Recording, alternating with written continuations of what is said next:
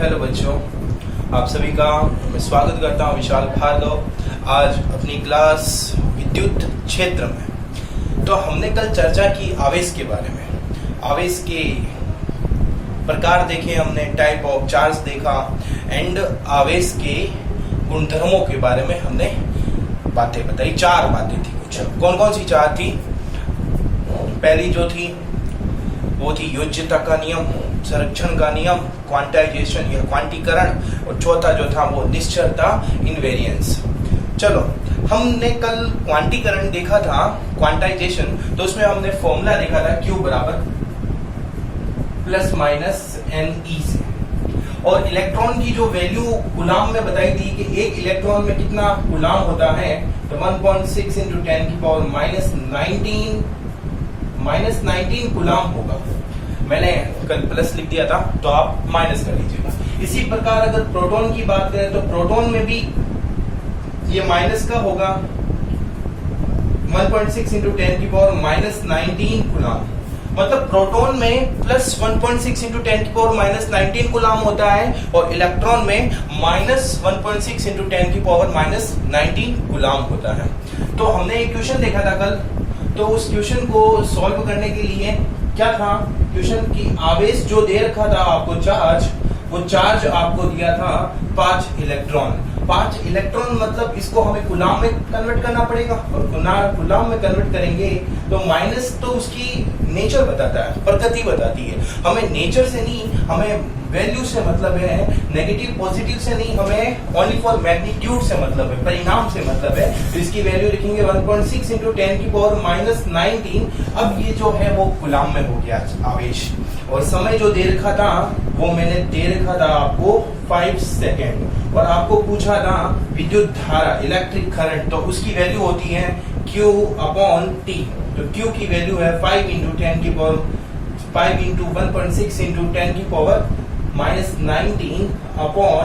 और 5 से 5 कैंसिल हो गया, वैल्यू आ गई 1.6 × 10⁻⁹ एम्पियर। चूंकि विद्युत धारा का मूल मात्रक जो होता है एम्पियर होता है।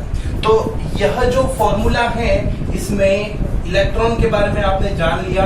n की जो वैल्यू होती है वो 0, 1, 2, 3 इस प्रकार से वेरी करती है, ना कि डेसिमल नहीं होगी इसकी वैल्यू। डेसिमल मतलब दशमलव पद्धति की नहीं होगी, ना ही रेशियो में होगी इसकी वैल्यू। रेशियो का मतलब अनुपात, 2/3, 3/4 ऐसा नहीं हो सकता है। तो हमने ये कल देखा। आज हम बात करेंगे आवेशन की प्रक्रिया, मतलब कोई भी वस्तु है उसको हम कैसे आवेशित करते हैं। अब ये जो टॉपिक शुरू करने से पहले मैं आपके माइंड में बेसिक कुछ एग्जाम्पल डालना चाहता हूँ। आपने बचपन में जरूर किया होगा कि एक गुब्बारा है, गुब्बारे को आपने फुलाया मुंह से, बड़ा जैसे ही हो जाता है उसको आप सर पे रब करते हैं, मतलब घिसते हैं। अपने बालों पे घिसने के बाद उसको आप दीवार पे ऐसे चिपकाएंगे तो वो गुब्बारा चिपक जाता है।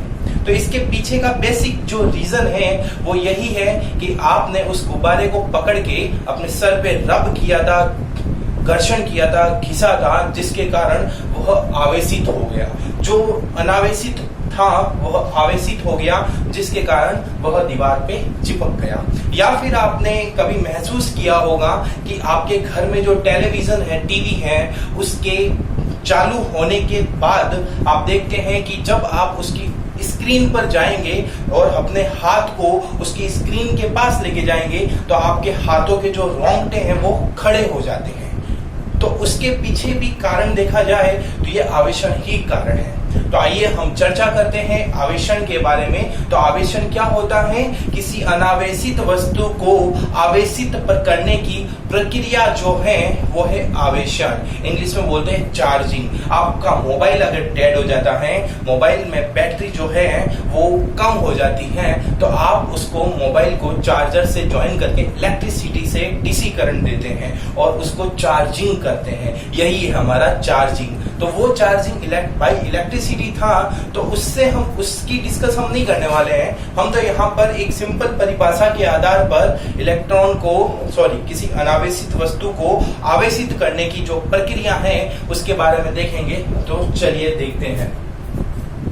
तो हम आज अब पढ़ने वाले हैं आवेशित करने की प्रक्रिया, प्रोसेस ऑफ चार्जिंग। तो आइए देखते हैं आवेशित या आवेशन की प्रक्रिया,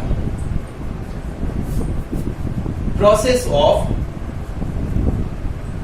चार्जिंग। ओके जी, तो प्रोसेस ऑफ चार्जिंग हम देखेंगे तो फर्स्ट प्रोसेस है घर्षण के द्वारा आवेशन।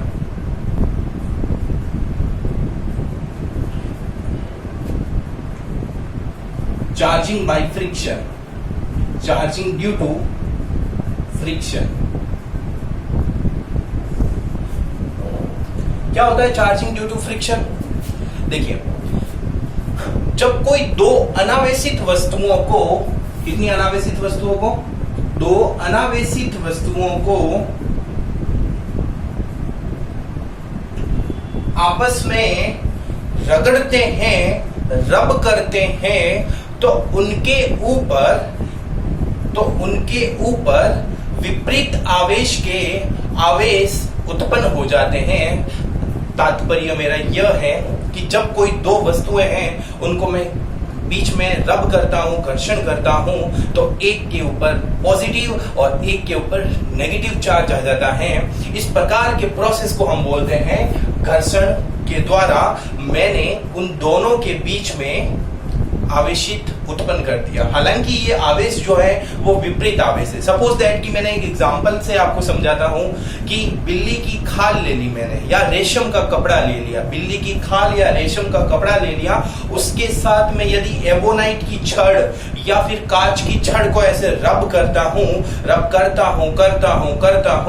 तो क्या होता है, बिल्ली की खाल या रेशम के कपड़े पे प्लस पॉजिटिव चार्ज आ जाएगा, जबकि एबोनाइट की छड़ या कांच की छड़ के ऊपर नेगेटिव चार्ज आ जाएगा।